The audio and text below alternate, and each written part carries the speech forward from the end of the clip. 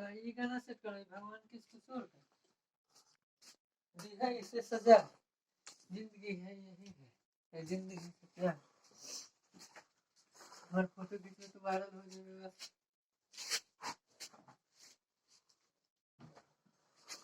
गाना देखिए कमलेश जी जो जिसका कमलेश रिंग स्टोरी चैनल है वो यहाँ पे चाय पी रहा है ये है देखिए मनी मेराज के छोटा भाई है।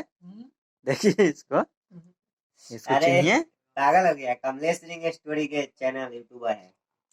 यहाँ पे अभी चाय पी रहे हैं देखिए। और देखिए रूपलाल चाय पी रहे हुए और मोबाइल चलाते हुए है।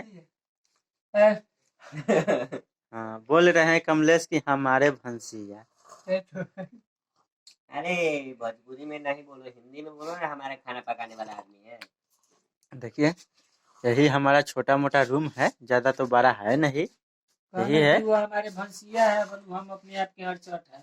ये सब देखिए हमारा ऐनक देखिए, लाइट देखिए, बिजली की भी सुविधा है, कोई बात नहीं है कुछ। देखिए इधर में गैस है, इधर में अथी है।